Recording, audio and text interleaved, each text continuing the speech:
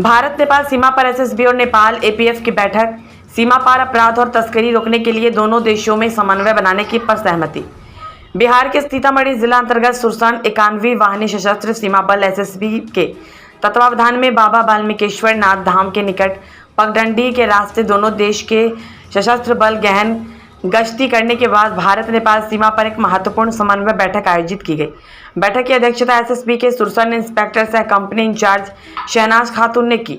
बैठक में नेपाल की ओर से सशस्त्र पुलिस बल एपीएफ के इंस्पेक्टर योगेश खरका शामिल हुए।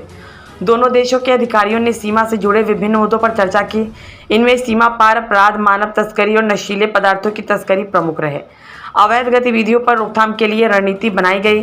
कंपनी इंचार्ज शहनाज खातून ने कहा कि यह बैठक दोनों देशों के बीच विश्वास बढ़ाने में सहायक होगी।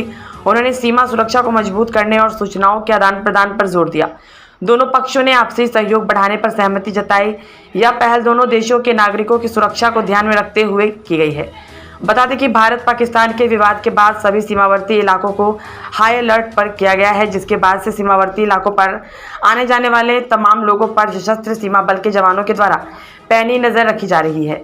बता दें कि चीज फायर होने के बावजूद भी पाकिस्तान के द्वारा सिर्फ 4 घंटे में उल्लंघन किया गया था, क्योंकि बताया जाता है कि जो पाकिस्तान देश है वह विश्वसनीय देश नहीं है, कभी भी विश्वासघात कर सकता है। इसके लिए सभी सीमावर्ती इलाकों पर पैनी नज़र रखी जा रही है। जवानों के द्वारा और भारत नेपाल की बेटी रोटी का संबंध माना गया है, जिसको लेकर और ही मजबूती हो।